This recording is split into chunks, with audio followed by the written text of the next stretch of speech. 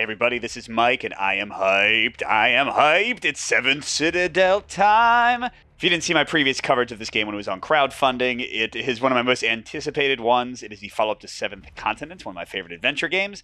This is the more focused one that has less wandering around, which is my speed at this point in time. And I just finished replaying the prologue, which is basically identical to what I played before in my preview video. They didn't change too many things, so you can still check that out if you want to be up to speed in the storyline. But I'm going to play for a little while, I'm not going to finish it. I'm not going to make this a series. I don't really have time to do series of these kind of games because I get 4 or 5 games to cover every week, so it's a little bit too much work. But you'll get to see a taste of what my adventures might be with, obviously, some spoilers, so only watch if you want to see some of the things awaiting you in 7th Citadel. And disclaimer, they sent me a review copy of this one, like with sleeves and some other bonus things, so they sent me a lot. So I'm using all of it, like all the expansions except the one that makes the game harder are in here. Not that we'll necessarily see any expansion content, but just to make that clear. And if you like the content on the One Stop Co-op Shop, consider supporting us through Patreon. You get early access to our videos and exclusive videos every month you can't see anywhere else. You can also listen to our podcast for reviews and design discussions, or join the conversation and come say hi on our Discord.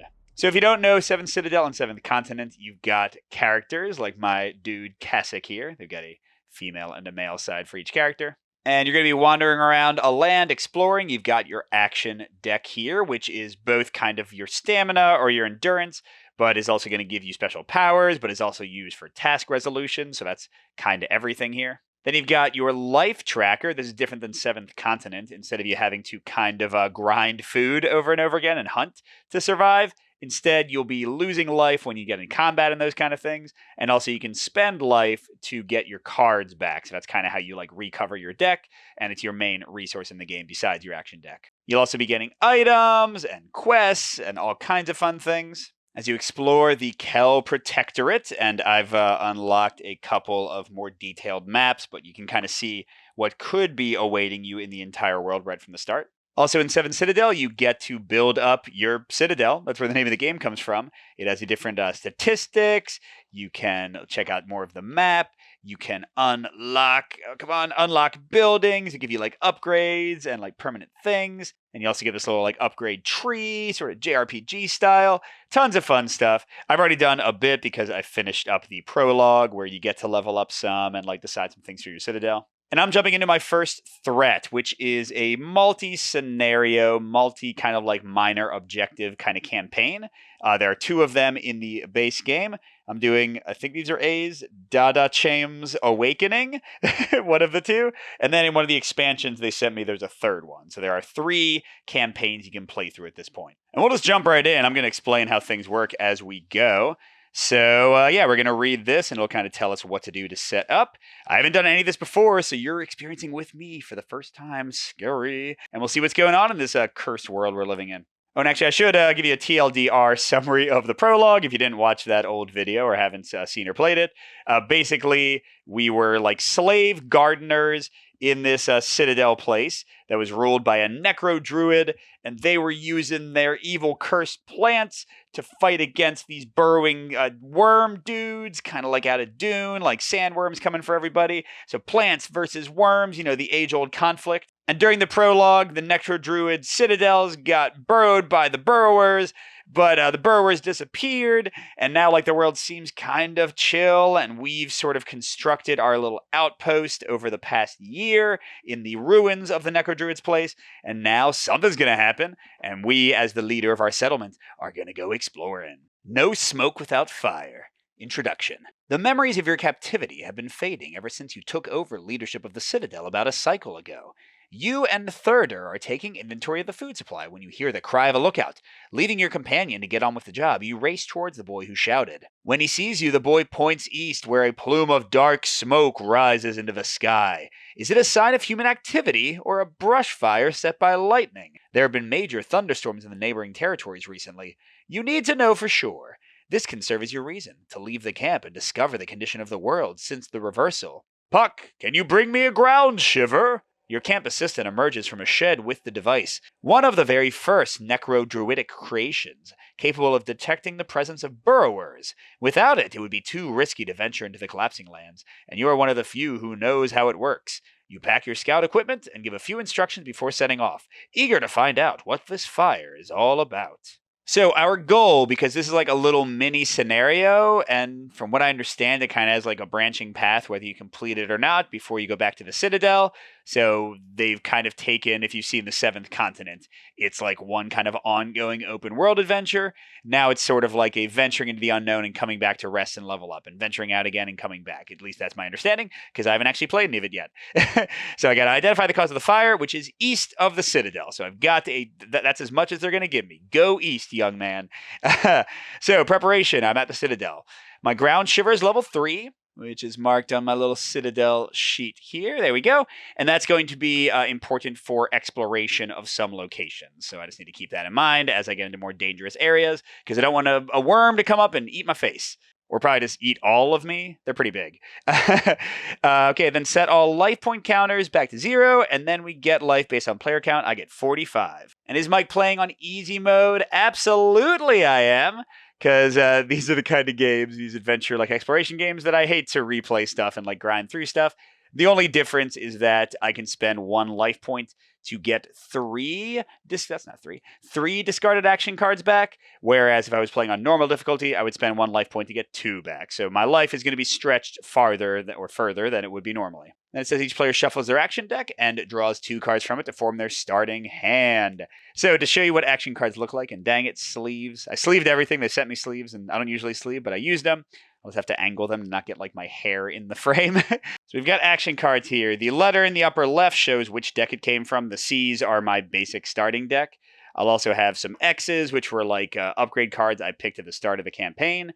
And then A for advanced, or no, maybe it's not A. Something for, it's a symbol. It's like a little like, well, you'll see it when you see it. And then there's also reflex cards.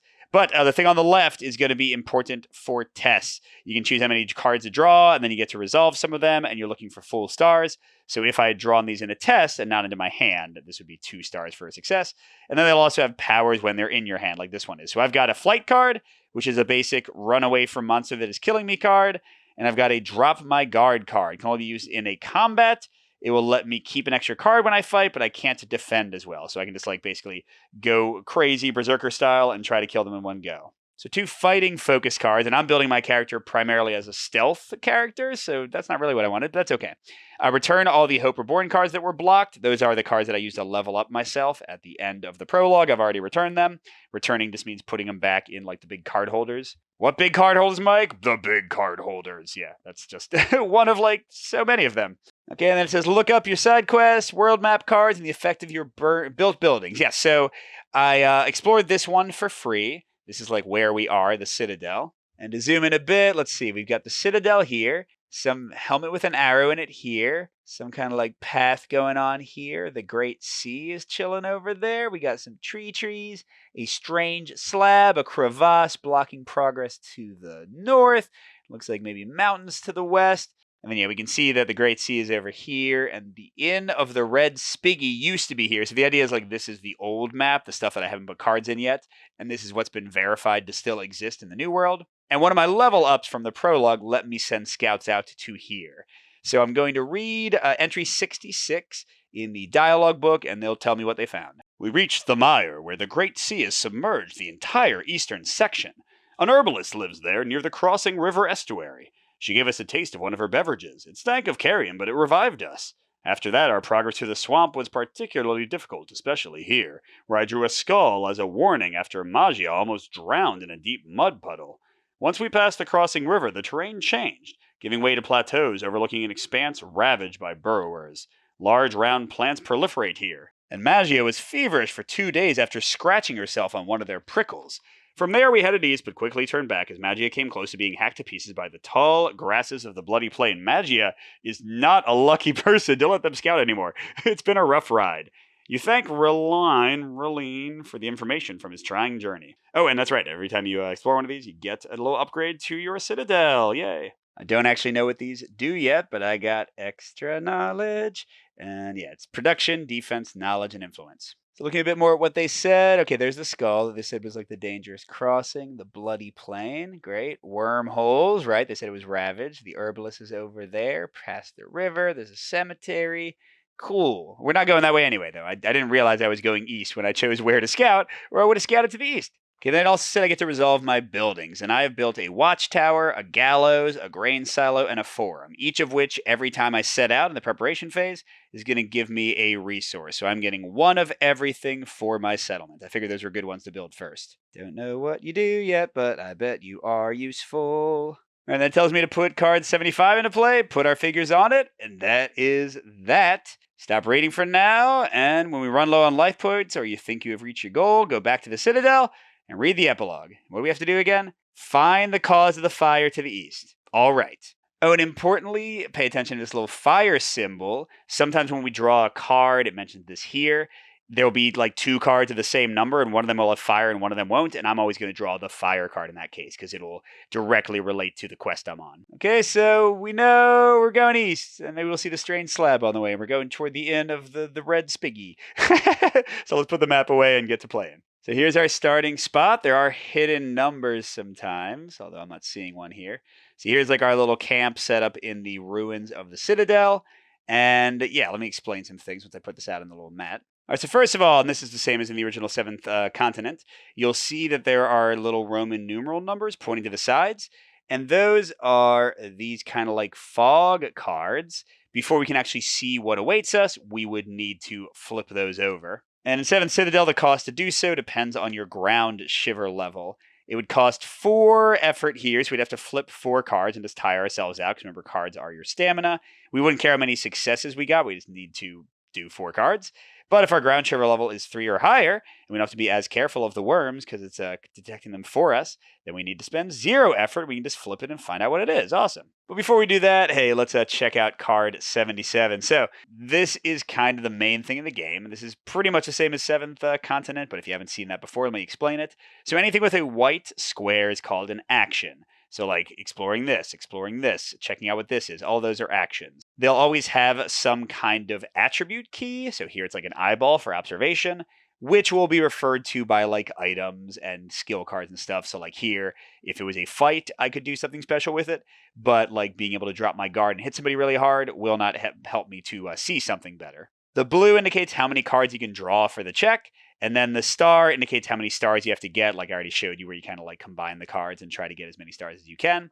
Now, all of these checks are going to be 0-0, so I can just flip them without spending anything, but that's how tests work. Once we get to a more complicated one, I'll explain the rest of the details. All right, here's the 77. Now, to show you an example of what I talked about, so there's a 77 with nothing in its banner, there's a 77 with an envelope. If I was playing the quest that had envelopes, I would have to take this one. Since I'm not, I have to take the other one and ignore that one. You are only 100 paces from the entrance to the camp. A slight euphoria overcomes you at the prospect of finding what should be called your home. Okay, so this is a permanent terrain. So it goes to the left of the Citadel. Whoops, I didn't leave enough room. To the left of the Citadel. This little arrow shows you how to attach it.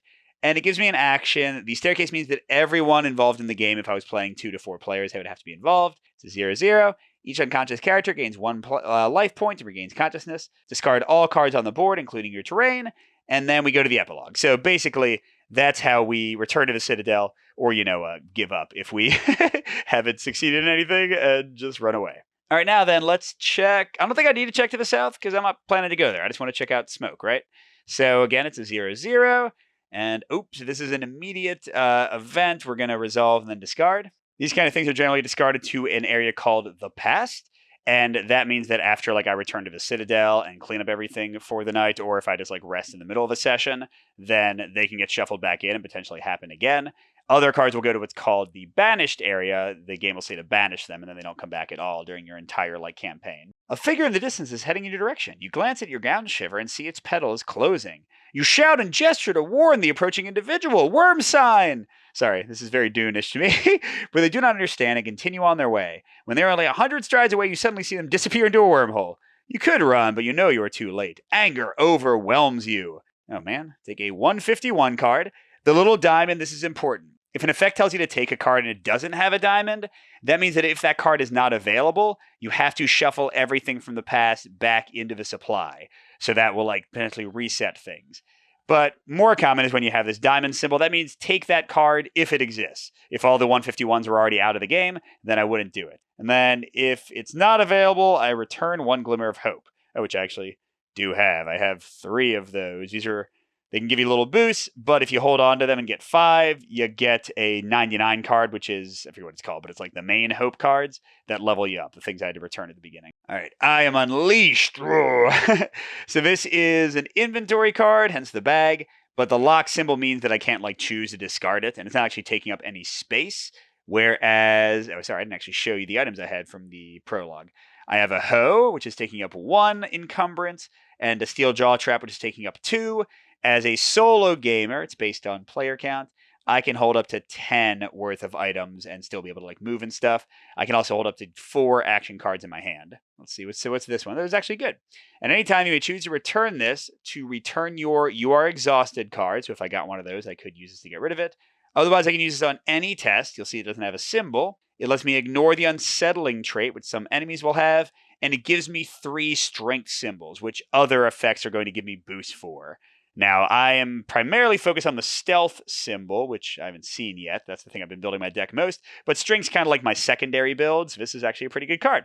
So that'll just hang out until I use it, but since it's temporary, I think if I rest or whatever, it'll go away. All right, so that card goes to the pass. Bye-bye. And then you'll see this little symbol here, and that means change what was a white fog card into like the regular terrain card you're trying to move to. So 94 in this case is going to come out. And another important thing to note, there is a green 94 and a gold 94. You can never put out the gold until all the greens are gone. So right now it's just going to be the green version. A plank track winds through this desolate territory. Further north, a strange stone slab looms above the dusty ground. Now, that's right, we heard about this. So there's the stone slab we saw, and there's like the little cool track thing we saw. And let's see, any hidden numbers? I don't really see any.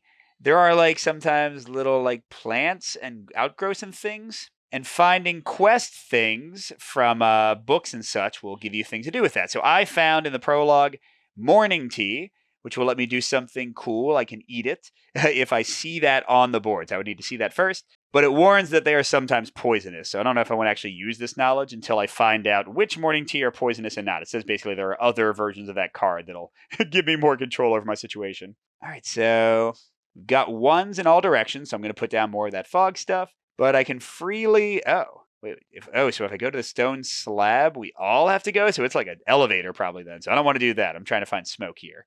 So I guess I'll check out 61 and then maybe continue east. Or at least I will once I move. And how do I move? That is a basic action for your character. So it says it takes 1 card, so you do have to discard 1 card.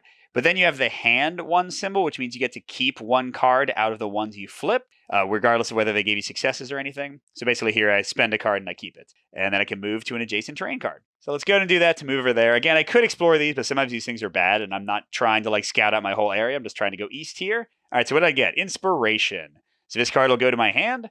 And it says, as a action, I can do nothing to choose any card in my discard pile and add it to my hand and then discard this. That's awesome. I can bring back like a really powerful effect that I use or something. And that's the 3rd card I can hold out of a max of 4. And we move over here. Hello. All right, so let's find out what's going on. I don't know if I'm investigating the bridge here or that purple thing. Let's see. A plank road on stilts wide enough for a cart is bordered at regular intervals by stakes hung with little metal bells. The so-called singing lane was built during the War of the Worms to warn travelers of approaching burrowers. By the way, if you're like, what is up with the asterisk, Mike? That indicates that you can go to like this little glossary of terms that's in the dialogue book and find out more about them. But I kind of already summarized that stuff for you. Since they had no way of detecting them, the slightest underground tremor causes the stakes deeply embedded in the ground to ring their bells and signal imminent danger. Even though the lane is now in disrepair and less reliable than your ground shiver, there is something reassuring about it being near the Citadel. Just like I'm a Mike is reassured card, take 152. One involved character may choose 1 card in their action deck or discard pile and add it to their hand. Whoa, my entire action deck? Heck yeah! Oh, but then it's banished, so I will never get this bonus again. This is a little, hey, you found something nice near your home bonus. Oh yeah, so this is another thing kind of like, so I'm unleashed and confident. So in any test, I can gain an extra star success or +1 chain. You'll see what that means when we get to tougher tests later. Now, since these are gear cards, an important thing is I have to decide whether I'm going to use them before I draw cards and like resolve a test. So I would have to commit this before I know if I need it. That is different than action cards, whereas I can use like these bonuses for flight and drop your guard once I see the cards I've drawn. And I can pick any card in my action deck. Gosh, there's so many cool things. I'm going to pick a very basic one, Determination. It just gives you an extra star, which is great when you slightly messed up a test. So that'll be my 4th card. If I get any more, I have to discard some of these. This card is banished, which means, again, gone. Never coming back in my entire campaign until I die, redo the prologue again, and completely start over. All right, so that's it. Again, I'm not going to take the elevator down. I'm going to keep on going west, east, not west, east. So let's see what's waiting for me here. You spot a dark shape against the blue sky. The bird of prey has spotted you too. It shrieks and swoops down on you, talons bared. Okay, you must take one of the following actions. So now we'll get into a bit more of the gritty details of the game. So this has a chain. It has a red. Let's go through everything. So first of all, the red means it's a mandatory action for everybody in the same space as me. They would all have to be involved with this. The 2 and the 2 you already know, but when there's a chain, even though you can draw 2 or more cards, you only get to use 2 of them for their successes. That's what the chain means. And same thing here for this one. If I have a projectile to, like, I guess, throw at the bird, then I could only keep 1 card. So the number you can keep with a chain is the minimum value of cards you can draw. So I could draw 6 cards with the chain, but I can only use 1 of them for stars. Now, you can only use 1 of them for stars, but a lot of cards will have benefits, like based on the attributes I mentioned, like strength. Those count for every card you drew. So if I drew like 10 cards and had something that made me better if I drew fists for this kind of test, I would get to use all of those fist icons, even though I only got to keep 1 card for the stars. And then the white is if you succeed, the black is if you fail. All right, so I can narrowly avoid the attack, try to dodge. I'll need 2 or more cards, 2 successes. I get to keep a card, and I take a 150 card. Or I need a projectile. All these things are going to refer to the keywords at the bottom left. I have a weapon and a trinket. I do not have any projectiles to throw at this guy, so I can ignore that one completely. And this is a damage. The bird of prey slashes you before taking flight again. That's going to straight up lower my life. And don't forget that on my difficulty level, each life can get me 3 cards back. So I would rather not have that happen. And also this 150 card might be good. So let's do... I need 2 successes. Pretty much every card has at least half a success. Let's draw... I do have my determination. Nothing else will help with this type of test. I don't have anything that goes with dodging. So yeah, let's... I don't know. Let's draw 3 cards. I'm not going to use my... Your confidence are unleashed yet. I don't think this is that important. Ooh, that is a good draw. So I can make as many stars as I want using 2 cards. And actually, pretty much every combination would do it. So that's 2 stars from 2 cards. Or I could have just done 2 stars and 2 cards. And there, by the way, is my most common icon, the one on the left, the cloak. That's stealth. I'm trying to focus on that and fists and trying to get rid of like other icons that are in my deck, because you do have culling opportunities when you level up as well. Okay, so I get to keep 1 card, which does mean I'll take my hand over 4 and I'll have to discard something, and then I also get a 150. We'll see that in a second. So what have I got here? Accurate shot. If I have a projectile, I can make a really great attack or range attack or hunting thing. I don't have a projectile. No more secrets. Helps me search in drawers or solve riddles or unlock things, or anticipation. During the consequence step, shuffle 1 action card you've revealed back into your action deck instead of discarding it. Oh. So that just like keeps a really good card that I didn't need in there. I guess I'll keep no more secrets. That seems like potentially more useful. And then I can only keep 4 of these. Where's the run away from an attack? Yeah, get out of here. I don't need you. Flight. I'm not a coward. Okay, dude, I am a lot of things. The 150 card is you are focused. I can get rid of a confused with this.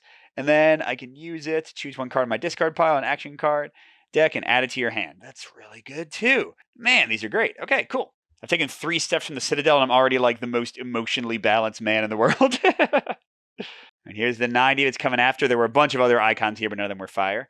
The ravages of the burrowers have devastated the landscape. The once green and hilly region is now a wasteland, traversed by a path of broken planks. The Great Sea has taken the opportunity to spread out on all sides, pushing its northwestern shoreline all the way here. Oh yeah, there it is. Okay, so I guess that's good. If I'd gone south, I would have just wasted some time having to walk around the sea anyway. Okay, let's see what we got. Got lots of viney vines. Stop it, viney vines. They made a big point of mentioning, like in the background stuff, that the necro druids who created the like plants to fight the burrowers also kind of like let the plants just spread wildly and kind of mess up the entire world. Ooh, that's a new terrain up there, a 3. And I'm not going to go. And I can also check out something there. And I don't see any numbers. So cool. And just a quick note, like, yes, I am kind of beelining for what I think is the objective, but I don't have to. Again, I don't know how this works, but in the original 7 Citadel, you could just kind of ponce around if you wanted. Now, in this one, since it doesn't seem like you can hunt to kind of recharge yourself, there is going to be a pretty strict timer as you go. Like, you can't just explore forever. But for now, yeah, I'm just going to head toward the smoke, baby. Okay, so I'm moving over here, and I use a card. Ooh, improvise. Man, give any chain +1. So I showed you the chains. That would let you keep an extra card. That's a great card. So I like No More Secrets because it goes with my skills of stealthiness. Stealthiness? Good job, Mike. I like Determination. Inspiration is pretty solid to get any of those good ones back. Drop your. I don't know when I'm going to fight. I might not fight for the entire journey I'm going on. So yeah, get rid of that. And besides, my only weapon right now is a hoe, which does give me a free star in a combat, but then has a 1/3 chance of immediately breaking. So I'm not feeling too confident about fighting people. All right, so let's see what the mappy map is here. 120. Now, another just like thing to show with how cards work. Sometimes you have more than one of the exact same card, and then you just shuffle them and take one. Now, this is a take one if available. So theoretically, I could explore this again, unless sometimes it's going to be like a terrain that'll attach down here and it'll say you can't. We'll see if that's what it is. Remaining alert, you inspect the area. It seems safe enough to take a short rest. Oh, no. So you can use this time to rest or to prepare yourself mentally for the upcoming trials. Discard all... Oh, okay. So discard all 120s, so I can't get the other one. And now that action would not work because it has the diamond and there are no 120s to get. Okay, if a permanent event card attached to your terrain shows a fight action, discard this immediately. Otherwise, you must take one of the following actions. So one involved character unblocks a hand or gets to go get 3 cards back from their discard. A little healing. Or you may choose up to 2 cards in your discard pile and add them to your hand. Now, I like the cards in my hand, so I'm just going to take, you always shuffle. You're going to take 3 random cards and shuffle them back in my discard pile. So now at this point, I've only discarded a single card plus 1's in my hand. Not bad. See, I'm like Samwise. I'm like, this is the farthest from the Citadel I've ever been. That was not that was not a good Sean Astin impression. I don't know what the heck that was, y'all. All right, we're going to explore over here. Keep on searching for fire. Good day, my name is Cider. I've been all over the collapsing lands from the Black Ocean to the Puddle, and believe it or not, I don't even have a ground shiver. I guess Lady Luck is on my side. If you offer me a little something, I'll tell you the most incredible story. Okay, if you would rather resume your journey immediately, discard this. Otherwise, if you want to take the following action, I must discard 1 card with the keyword barter, trinket, and or provisions. It's going to tell me something incredible. The only thing I have that fulfills all of that is my sweet steel draw trap. Look at this thing. In a trap action, -3 card draw, 3 automatic successes, and then if the action succeeds, I get to take a 154, which is probably like another one of those "you are awesome" automatic cards. But I do want to hear his story. Like, oh, hear the story. Take my thing, dude. I knew a girl who knew a guy who had ventured into the Foundations. It's a subterranean world that he's said to run through the entirety of the collapsing lands, and whose structure is made of chambers and corridors that regularly shift against all logic. Well, this guy met a gigantic mechanical oracle there who told him the following anecdote. Roll a die. I feel like this is such a waste of time. I feel like everything is a lie, and this guy is a jerk, and I hate him. I got a 3. Here is what the oracle revealed to him. The safe by the general's desk is booby-trapped, but it may be possible to defuse it. Incredible, isn't it? Well, it's time for me to hit the road. Oh my gosh, I'm going to murder you, dude. Oh, wait, okay, I get a knowledge, and if I don't have weakness, which I don't, I get a 49. All right. Most knowledgeable person ever. I'm so smart. Oh, cool, it's another glimmer of hope. How many do I have now? I have 4. 1 more can turn into like an actual level up option. Still, I feel like maybe I got the raw end of the deal there. Oh, shoot, oh, shoot. Oh shoot, look at this. 119 has my symbol, yes. That means I'm probably going the right way. The smoke leads you down a plank walkway where a wagon is burning out. Shadows shift among scattered bodies and chests. Oh shoot, it's the smoke. It's the smoke. I found it. There's a house. Oh, that's the inn. That's the inn of the thingamajig. It's probably the inn of the Red Spiggy. Yeah, because look, see, like the water, and I'm north of the lake, and the inn's right there. Sorry if I'm reasonably excited. I just like these kind of games. So I can explore the smoke and the carcasses. Any hidden numbers I know you're hiding from? I don't see any.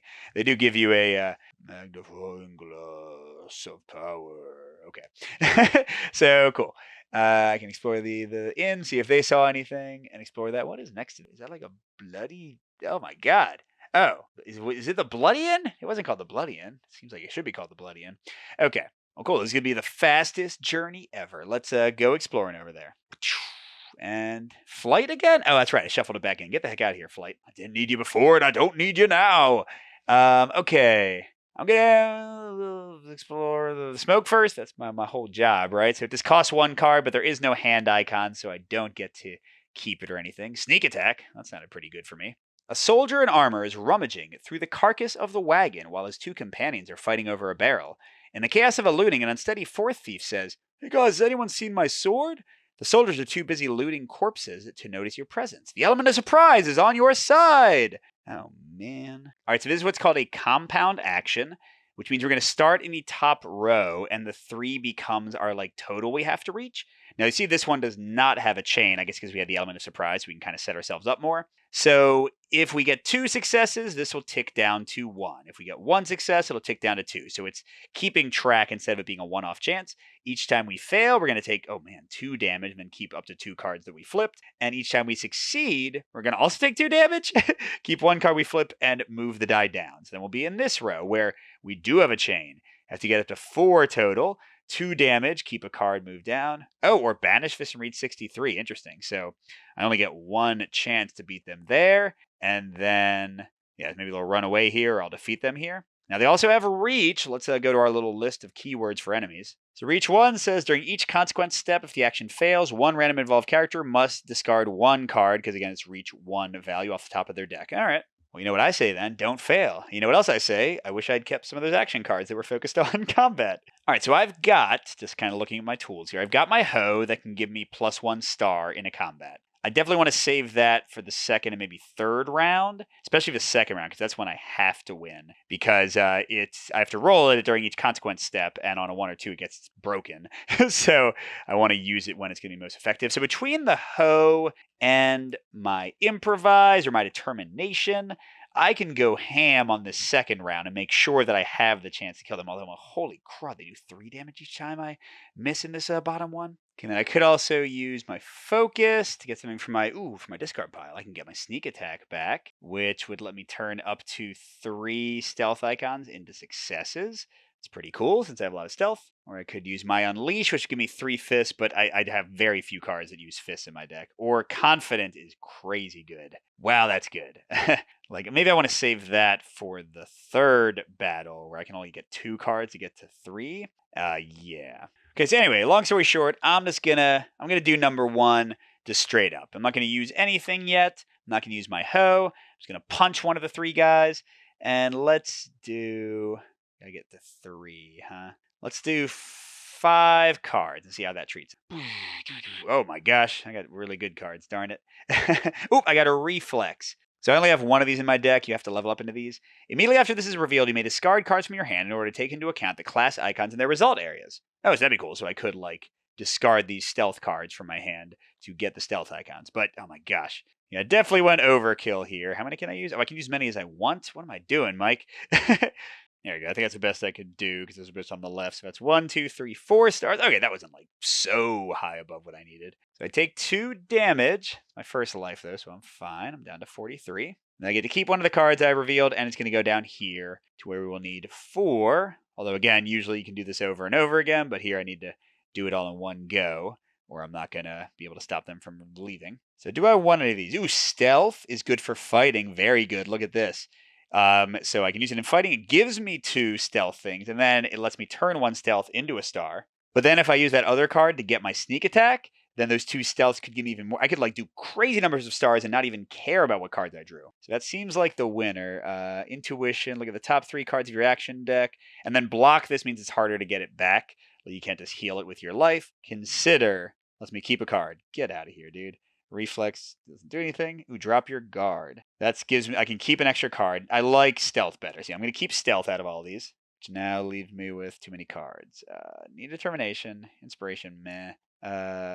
No more secrets. Yeah, you can go away now. All right, so now I've kind of got too many things to kill these guys. I will use my hoe. So you have to declare, again, gear first.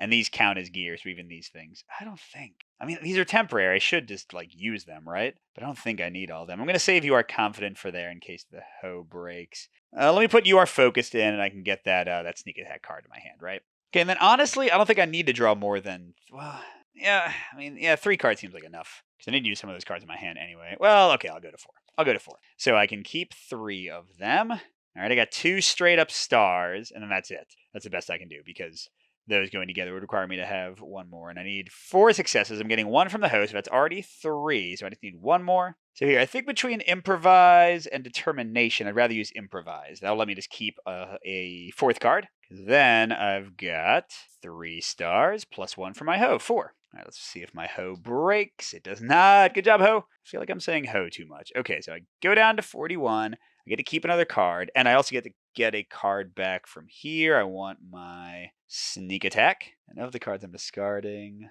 lockpicking. Expertise is one of the ones I leveled up into an advanced skill. Discard other hand cards from your hand and take into account their class icons. Vigilance lets me just block damage. Ooh, that'd be good if I mess up that last one. Sure. So that gets rid of focus, though, so this is returned to the deck at 150. And I think I have too many cards. Yeah.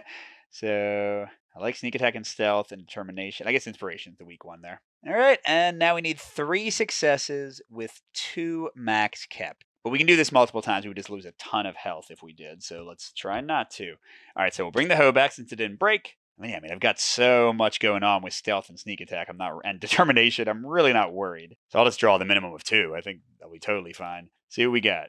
Okay, I got a single star. No way to put those together to get another one. So that's 2 out of the 3 I need. And so if I use sneak attack, I won't actually have anything. Okay, so I'll use stealth. So I get 2 stealth icons, and then I can immediately use 1 to get another star. So that is 3. So I don't need to use sneak attack yet. Let's see if my hoe breaks. It does. No! I'm totally weaponless now. And I don't get to keep any of these. So those are just gone. And now I read Dialogue 34. Oh, and this is banished. Get the heck out of here, y'all. The soldiers flee without looking back. One of all character takes a 290 card. I guess it's because I did better. You are surprised to find survivors among the remains and debris of the convoy. No doubt they were not a threat to the people who attacked it. You offer your hand to an old woman wearing a richly embroidered dress. Getting to her feet, she gives you a weary smile. Leave this worried soul. At my age, death is no longer frightening, especially when one has had a life as full as mine. I saw as a little girl with my own eyes how the burrowers ravaged Waterbank. I used to sneak into the ruins of the great library to read various codices, especially those about natural history. It was there that I acquired the knowledge that led me to join this convoy. We wanted to reconcile with Kel. They never forgave us for our submission to the Worm Master, so the city-state of Waterbank was not entirely engulfed. She points to a trembling Golt under a broken hitch. This creature, which did nothing but bleat during the crossing of the bottomless sea, is all the remains of the gift that was supposed to soften Kel. Our chances of success have diminished somewhat, it seems, she sneers. Here, I was able to save this, she says, handing you a book. A little further on, another survivor waves a pleading arm. All right, so the 290 I got is a 2 encumbrance item, a padded gambeson. So it'll let me block, the shield blocks those damage icons you saw that were like giving me life damage. And then I can lose it on a 1. All right, then they give me another knowledge. I get 50, 102, 99, and then I read some more. Hold on. Okay, so a lot of stuff there. 99 is a Hope Reborn. This is the level up card, the one that 5 Glimmer of Hope becomes. So I've got 1 level up good to go. You can use them for secondary things, like this one would let me heal life points, but I'm not going to do that. I also got an objective, so now this will like check whether I'm successful or not. I'm assuming that's maybe enough for me to go back home. And then she gave me a book, The Migrainers, also called Alchemist's Core, which can be found in the Bottomless Sea. But it's not, oh, this makes sense. I mean, these are like random books in the 50 pile, but I happen to get one that actually is like where she said she came from. When it's not immersed in water, it releases effluvia that can disorient and cause serious headaches.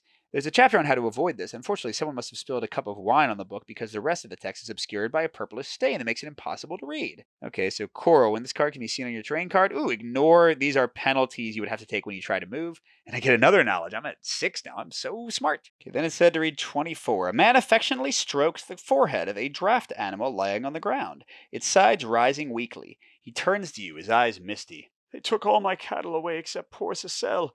Look what they did to her. Those scavengers waited until we were well away from Waterbank to descend upon us.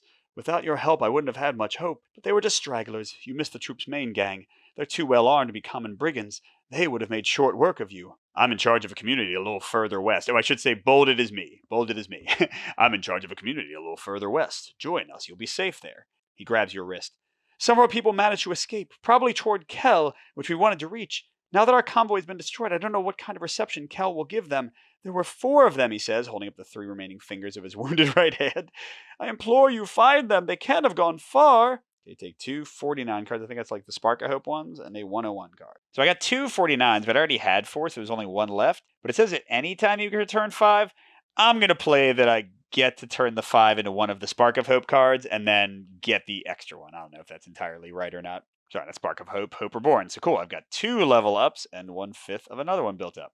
Okay, so that was objective 1. So I feel like I shouldn't go home yet, right? I'm not really hurt that much. And he said there's 4 more people. I don't know if I can find all of them, but I'll try to find somebody. Let's see. So if we're at the inn, looks like we go down the Royal Road and then we get to Kel. Where'd they say they were from? Waterhaven? They said they came over the bottomless sea. Oh, Water Bank. Oh, so they're from the north. Interesting. Bottomless sea looks pretty bottomless over there. And there's like mountains and stuff. So yeah, I think I'm going to keep going east. I'll check in the inn first, keep going east, and I'll follow the Royal Road down to Kel and see if I run into anybody. So let's check out the inn. I got to discard a card. And then it's 136 if there is a copy. The building has resisted time and war. Beneath the Spiggy on the sign, you can make out the words, "The Red Spiggy." What the heck is a Spiggy? An abandoned inn, without a doubt. You search from the cellar to the attic without finding anything interesting, but notice several dusty rooms, still in favorable condition for a traveler. Okay, so this goes down here. And by the way, whenever you have this white thing, that means that you cannot do the action that caused this. So I couldn't like try to get another 136 card because this one's already locking it down because I'm already there. Okay, so you enter the most spacious room, probably the one once occupied by the innkeeper. It has been an eternity since you last slept in a real bed. Ooh, first light of day wakes you from sleep. I can share 4 life points. Heck yeah. So let's go ahead and do that. And the nice thing is that said discard this, so you learn about your environment. I now know that anytime I come through here, I can get 4 life points back. So I'm at full life, although note that my draw deck is super low. Remember, at any time I'm playing on easy, I can discard life to get 3 cards per life randomly from my discard pile. So if at any time I'm running low, I can take care of that by getting rid of some life. And I'm running out of room over here. I might have to get off the mat. The mat's not quite wide enough. But first, we still got Ground Shiver 3. Let's check out the way to Kel. A man is leaning against a rock, snoring loudly, a book open on its round belly. What carelessness! Books are so rare. If you'd rather go on your way, banish this. If you've given the temptation of stealing the book, 2/2 or 0/0 if an involved character has a card with the keyword criminal. No? I kind of want a book. It just says take a 50. It doesn't say, remember that you're a bastard. So, so I think I can do it without any consequence. Oh man, my stealth card that I discarded would have been perfect for this. As it is, vigilance doesn't help because I'm not blocking anything. It's not an attack. Determination could still get me 1 success if I don't get him on the cards I draw. Or I've still got confident, or Unleash doesn't help. All right, so let's try 3. If I don't get 2 successes from that, I'll do determination. Okay, so yeah, it's not going to do it because I can only keep 2 of them. So I'll get 1 card from there, and then there goes my determination to get the 2nd, and I get another book. This is banished, sorry. You snatch the book and stealthily disappear. You are already a good ways away when the snoring stops and a stream of swear words begins. Sorry, dude. Oh, my herbology increases. Abunothis. The work, penned by a certain Sigmund, is a treatise on insanity and madness. In one chapter, the author mentions Abunothis, which offers fleeting flashes of foresight when eaten, but should not be prepared as an infusion or can cause insanity. So if I'm on the same... Oh, I have to be on a terrain card with this. I can eat it to look at the top 3 cards of the action deck and put them back into any order. That's cool. By the way, this little book I'm putting them in is a Kickstarter add-on they sent me, but you just keep on under the quest card otherwise. All right, and then I get 128 to explore. At the bottom of the steep hills, a path goes down to a rocky scree that obstructs the passage. Oh, getting into different terrain. And then there's the rocky scree, I guess. Which way did I want to go here? I want to cut around the lake, so probably I want to go south to get to Kel. So let's go ahead and move. I get to keep this card. Stunning blow! Oh my gosh. Look at what a good combo this if I get into a crazy attack. So it's 2... Oh, if you want to apply the following effect, you must block a card with a weapon. Oh, darn it. So I'd have to break a weapon. I don't have any right now. But if I could do that, look at this combo. 2 stars, then I can change fists into stars up to 5 times. Or 3, yeah, up to 5 times. So that would be 5 automatic stars in a combat if I get a weapon to break on their face. But more likely, I'll just discard that one. I'll keep a sneak attack. Oh, I need a weapon or secondary for sneak. Gosh darn it. So yeah, only vigilance is actually useful to me right now. All right, I guess I'll check out the rocky scree real quick. Oh. If you have at least 1 objective card, flip this. Okay. Oh, so I guess if I hadn't talked to them to find out that people were missing, then I couldn't find this. You start looking for possible survivors of the attack on the convoy, going to high ground to get a better look, then down into the gorge to find anyone hiding there. You could swear you heard voices. Discretion is needed. If you're spotted, you will never find out who the voices belong to. Oh, man. I don't have anything to help with this. Okay, so the first one, I just need to build up to 3. And once I do, I'll go down. But each time I don't, I'll lose 3 cards. So I really want to do it in one go. Okay, then it's 2 cards to get 3 successes. Otherwise, it gets returned. Oh, okay. So I can try. Both of these return them. So I can try again and again. I would just have to do this first one. Okay, and then the last one I just need 1 success. That's not too bad. Okay, so the first one I want to succeed because I'll just have to get rid of a ton of cards anyway. But first I'm almost out of cards, so let's spend, I don't know, 4 life. Again, on easy mode, that'll get me 12 cards back. Well, let's do 5 life and get 15. So I shuffle my discard pile and put that many back and shuffle them into my deck. And by the way, I'll note that this is an attached card. It is not one of those Hourglass immediate events. So I don't have to actually do this right now. I could explore around and then come back when I have more things to help me with stealth, for example. Anyway, let's do it. I'm going to do 5 for the first action, right? That seems like maybe enough. Oh, yeah, that looks good. How many do I need? 3. So I easily got that with these first cards. Cool. All right. So with that, now I need 3, keeping 2. The thing moves down. I think I'm going to use my You Are Confident for this one. That'll either give me a free star or let me keep an extra card. So yeah, I'm going to announce that I'm using that. And I think I'm going to draw 5. I don't know. I can keep 2 of them. Okay, that was actually kind of close. Because look, yeah, the best, no, I can only keep 2. Or I guess 3 if I'd use You Are Confident. But no, it's better to take the success. So that's 2 plus 3 with You Are Confident. So I succeeded that, but this goes away. All right, now the last one, I just need a success. But I can only keep 1 card, so I just need to draw enough to make absolutely sure that happens. It's crazy. I'm going to draw 5 again. Oh, okay. There we go. Well, I did have to go down to 4. Look, it was only in card 4 and card 5 that got it for me. I don't get to keep any of these, by the way, so I just basically wasted my life away. I'm back down to 2 cards again. But I think you get your full life back. I certainly did after the prologue going into this mission. Okay, so I banish this and read 28. Hopefully it's more than 1 person, right? I heard voice says. So maybe I've rescued 2 of the 4. As you feel your way to where the voices were coming from, a man with a large stick stands in front of you, shielding the little girl behind him with his body. He swings the stick clumsily. 1 more step and I'll crack your skull. Don't even think of coming near this girl. You have nothing to fear. I saw what happened to your convoy. I can help you. Help us how? Those scum took everything from us. Everything. The livestock is gone and my investment with it. I'm ruined. He tightens his grip on the weapon and growls. You will not take away what I hold most dear. Precisely. Join our community. Since the reversal, we've been trying to rebuild our lives. The man, hesitant, bends down so that his ward can whisper a few words in his ear. She rummages in a thorn bush and pulls out an object. The girl wants to give you this. She likes you. I wonder why. So I'll do it. For her, but no tricks, right? Okay, we get a lot of stuff. 103, 149, 99.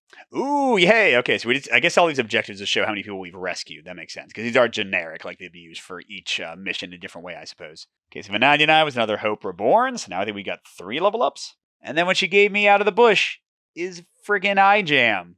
Little girl, you like me. You gave me eye jam. That's what you give the people you love.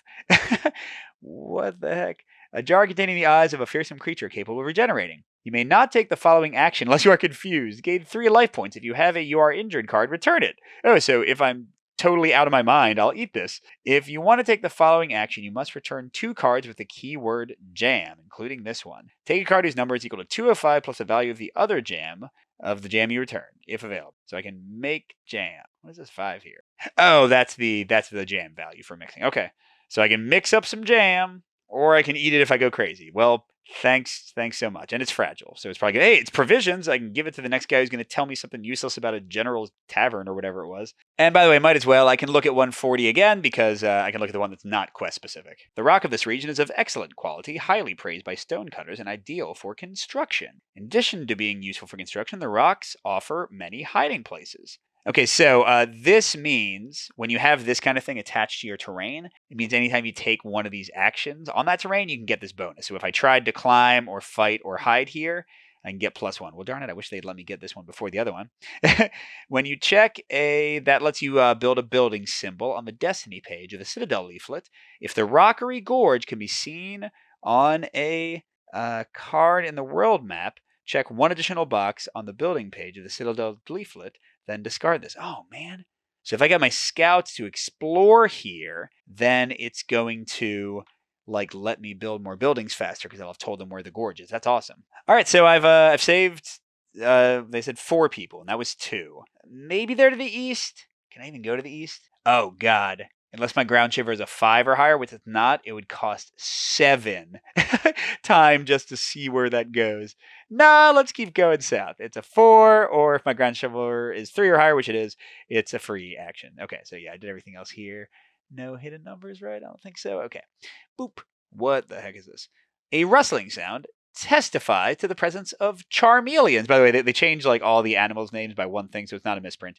Corrupted, although charmeleon, I feel like Nintendo, don't watch this. Corrupted by the necro-druidic vegetation. Best beware their hypnotic gaze and acidic saliva. Okay, if a character on the active player's terrain has a mirror, the reptiles renounce their quarrel with you. Oh, because I'm like, hey, I'm a charmeleon too. Crud, I don't want to fight you, bro. Well, technically, I don't have to unless I want to find out what's down here. So what is this? Okay, he has evasive. What's evasive? Interesting. During each draw step, for every 3 cards you draw, you lose equal to the evasive. So you'd make me discard more cards if I draw a bunch. Need to get 4. Oh, what? That's right. He's got acidic saliva. So if I let him hit me in this first thing, he'll give me a 2, which is probably like acid eating my face or something. And I can go wild on this one. I can draw as many as I want to try to get the 4, so maybe I'll do that. But at the moment, I'm at 2 cards. So let's just spend as much life as we need to get everything back. I'm just going to do it. I think I was at 40. I lost track for a second.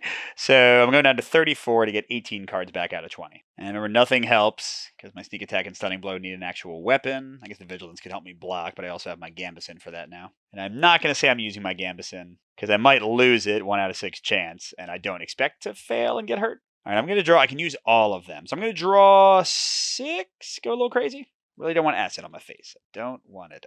Okay, let's see. Let's lay this out. So we got those going together. Oh, crud, is that it? Nothing else is left. So that's only 3. Are you kidding me? Well, great. So he's down to 1.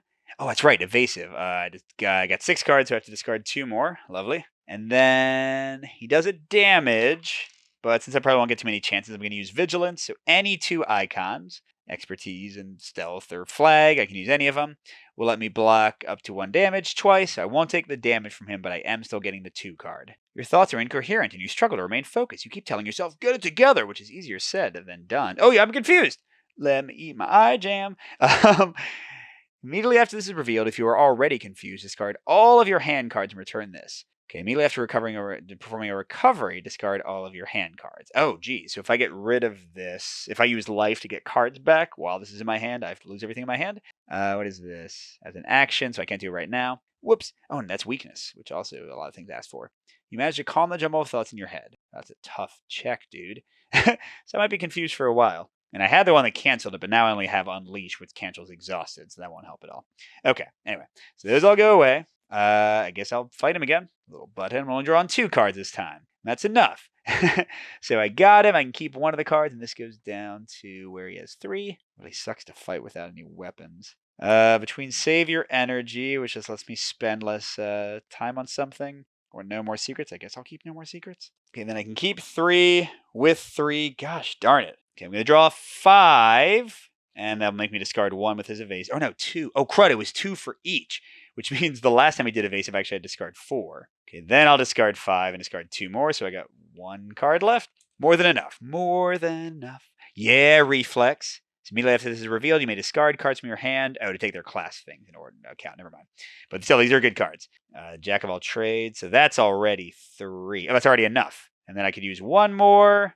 So I could have done that or that. Okay, either one would get me there. And cool, I get a 151 card and discard. Oh, no, discard him? He's not even dead? You suck.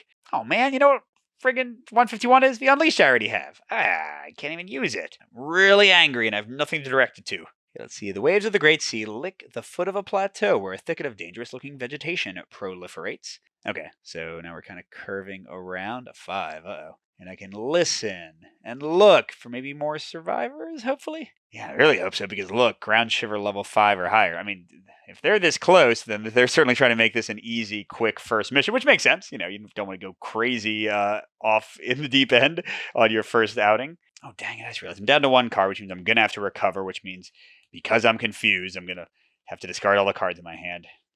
Not that I can do much with them. All right, fine, I'm doing it. So I'm recovering. I'm going to recover the max, because I don't want to have to do this again, since I'm still going to be confused. So I got 21. I'm going to spend 7 life. Gets me down to 27. And all my cards will be back, except for the 3 I'm discarding afterwards. Are you happy now, Acid Lizard? Are you happy that your life's purpose has been fulfilled? Now, well, let's go to move, and I get to keep... Ooh, Stealth! I like Stealth. So that'll be the only card in my hand right now. And then, yeah, let's... don't think I'm going to do that. So I see now, I wasn't sure what they would do.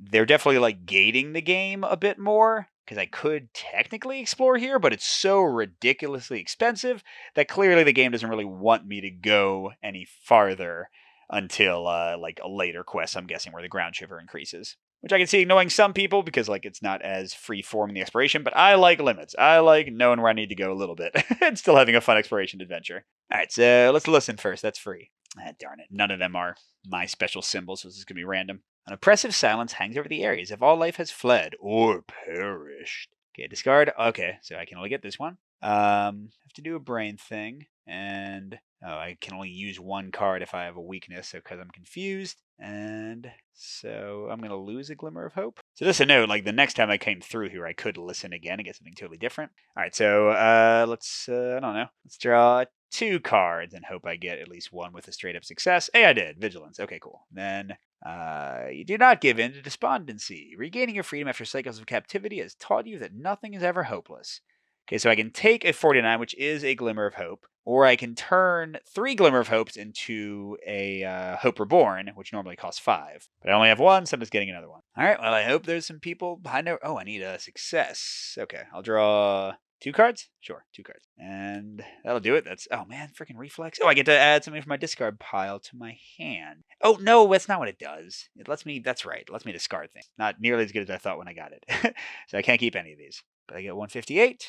Okay, good. Footprints are visible in the standing ground. 2 individuals are ahead of you. One of them has lost a shoe. If you have at least 1 objective card, flip this. All right, hey, well, this is going great. You follow them to the Great Sea, which is very rough. You observe something being tossed by the waves. It suddenly comes to life, then nothing. Maybe someone is drowning. Unless it's some kind of seabird. I don't want to go in the water. Wait, what? How can I do 1 for 5? I need something to, like, help me go out in the water. Yeah, I mean, this seems impossible. Shoot. Well, there's not much I can do here. I think it's just going to be an automatic failure, right? I can't even imagine the 1 card and then 2 cards I could draw from my hand that would let me succeed here. I mean, pretty much the best I could hope for is like something that gives me +1 success, and then maybe something that gives me +1 chain. And I still need to get like 2 successes from each card, which I don't really have the ability to do. So yeah, I hate to do it. But I think I'm just going to choose to draw nothing. The water is freezing. You're not going to risk your life for the sake of a stranger. Oh, wait a second. Fatigue is setting in. Are you going to continue toward the open sea or go back to the shore? -3, and you may choose to banish this. Oh, I can keep going. Oh, God, I'm going to die. But all right, let's try it. Okay, so this first one is not chain. Oh, but I need to get it right the first time. Okay. So I need to get 5 and keep 2 of them. I'm going to do like 7 cards then. Oh, man. But yeah. Okay. It'll be fine. So I need what? 5 successes. Okay, that's pretty good. And ooh, 2.5. Ooh, that's 3.5. Oh, that's right. There's no chain on this. So 4.5. Or no, just 4, 5, 6.5. Okay, that was definitely too much. But now I get to keep 2. Yeah, to keep 2 to my hand. I can add a discard pile card to hand. I want something that lets me succeed more. Well, this is a good one for later. On the double, lets me move all the way to another terrain card that's connected to my current one, so I could like literally go back to the Citadel in like 1 second.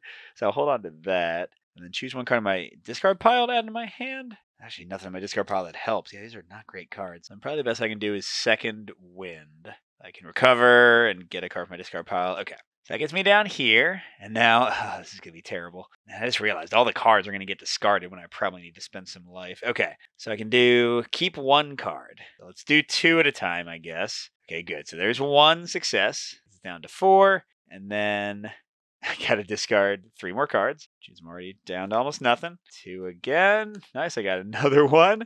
This is such a bad idea. 3, and I'm out of cards, but I'll immediately spend some life, which since I'm still friggin' confused means that I lose my whole hand of cards. This time it cost me 7 life to heal. Thank God I'm on easy mode. Wish I had a boat or anything that helped with swimming. That'd be a lot better. Okay. Here we go again. I'll do another 2. Ah, crap, nothing this time, and I lose 3. Oh, that was bad. Okay, let's do 3 this time. Ooh, okay, got another star. Down to 2 left. I lose 3 more cards. Gonna die out. Oh my god, I'm almost through my entire deck again. Okay, 3 more cards. And yes, I got another one. Okay, let's go and use my, I don't know, my last 4 cards. Yay! Okay, so great. So I succeed. I will heal myself in a second, but let's go ahead and read 39. You were right. A man was indeed drowning. You reach him and wrap one arm around his chest. Pulling his body against the current drains all your energy. You slump down in the sand beside him just long enough to catch your breath. The young man hiccups and spits out some water. He slowly comes to his senses before sitting up. The hounds chased us after the soldiers' attack. To think that we were only a day or 2 from Kel, our destination. Selwyn and I managed to escape while they set fire to the wagons, but their hounds were on our trail. He puts his head in his hands. That cursed barking, it still echoes in my head. We had no choice but to throw ourselves into the water. My brother was exhausted. I kept telling him, hang in there, Selwyn, they'll get tired. But he panicked. He used up the last of his strength. There was nothing I could do. He begins to sob. Come to the Citadel. Our community will welcome you. Only if I can avenge my brother. Okay, we get 104, 1, and another 99. Cool. All right, so that's objective 4. I think that's it, right? I mean, it sounds like the other guy's dead. Another Hope Reborn, heck yeah. And then what's 1? Oh, yeah, this makes sense. You are exhausted. Merely after this is revealed, if you are already exhausted, okay. So if I do a sleeping action, I can return this, or I can just take 4 to return it. Well, that's a lot easier to get rid of than confused. Oh, there's 1. Yay! So at any time, you would choose to return this to return your exhausted card. So boop, both gone. All right, I think that's about all I got, because, yeah, I got to spend like another 7 just to get back to where I can walk around. All right, so let's spend 1 to go here. It's my reflex card. Can I even go in my hand? I don't think. Yeah, it wouldn't do anything, so I guess I'll just discard it right away. Okay, I'll do another 1 to go here. Consider to keep a card after an action. Okay. Move again here. That's another overly expensive place to go. I got inspiration. I can get a card from my discard pile. Back to here. I could go down that elevator, but no thanks. Could explore any of these 3 places, but I think the video's probably run long enough, and I've certainly done all I wanted to do. So I'll move 1 more time, go here, and I'll take this action. I discard everything, and yeah, we do the epilogue. Cool. All right, so if I have at least 1 objective card, I have a lot, go to A, otherwise go to B. As the camp takes shape in the protective shadow of the Citadel, you see some children running to meet you. They grab your clothes, pull you and push you, try to make themselves understood with chaotic gestures and rambling sentences. The adults freeze at your approach and observe you, their eyes dark, jaws clenched. You tell the community that a convoy from Waterbank was attacked not far from the Citadel and that the few survivors should be joining the camp soon. I fought some of the attackers who were looting the convoy. Seasoned soldiers. Your gaze drifts to the palisade that protects the camp. Made of stakes and a disparate pile of rocks and scraps, this makeshift protection will offer little in case of a real attack. As if in response to your fears, a small group calls out to you. We need to talk to you. We have bad news. You manage to save at least 1 victim of the attack on the Waterbank convoy and to have them join your community. Okay, so we're getting another 99. Wow. And we got 4 objective cards. We get 4 upgrades of this stuff of our choice. I guess let's balance things out a little bit and raise up influence and defense now that there are apparently people out there trying to kill us. Okay, and then we discard all our hand cards. We've finished the scenario. If you want to begin the next scenario immediately, return all cards in the past and read the introduction of a scenario, get fed or die trying. Or we can take a card 7, which just like tells you how to save everything, and begin it later. But first, to end this video out, let me show you what you can do with the Hope Reborn. I have 5 of them. These all get blocked, and then they'll go back in the box at the beginning of the next scenario. Additionally, all my temporary stuff like Confuse will go away. I'll get all my health back. I'll get my whole deck back. So you just kind of like reset everything. So for each Hope Reborn, I can fill out a space from spaces I've already filled out. So in the prologue, I got 6, and now I've got 5 more. When I go to these ones that are a regular Laurel Wreath, I get to draw 4 advance action cards and keep 2 of them. If we were playing with more players, we would divide them up among us how we like. If I go to one of these R ones, I get a random reflex card, like that one that has a lot of stars on it, although it wasn't that useful otherwise yet. If you go to the ones with a hand and an X, you can trash 2 cards forever from your supply, which does mean your overall deck is a little bit shorter, but, you know, for me, I can get rid of a card like this that's not great star-wise, has an icon I'm not building my deck for, and doesn't have that great of a bonus action either. Like, I don't really want this in my deck. If you go to a feather, you can scout and add to the map. I really want to scout to the east to get that quarry in range so that I can build easier. Speaking of building, if you go to one of the hammers and shovels, or what is that, pickaxe and shovels, then you get to check off one box on a building. And when all the boxes are checked off, you actually complete it and start getting its bonus. Other ones, if you go to the ones that show the Citadel, then you get to increase your stats by 2, like the helmet, food, book, those ones. And then the last one, which clearly I haven't gotten to yet, are these little numbers. I think you get like some kind of permanent cool boost number thing with that. All right, so for my 5, I do want to build a building. I have a specific one in mind, so I'm going to go boop and boop. And I'm going to use those both to build a cemetery, because it says at the beginning of every preparation phase, if I'm at the Citadel and we have a total of 10 or more life points, so basically if you didn't get your butt kicked too much by the last scenario, and I'm at 13, I get a free Hope Reward card.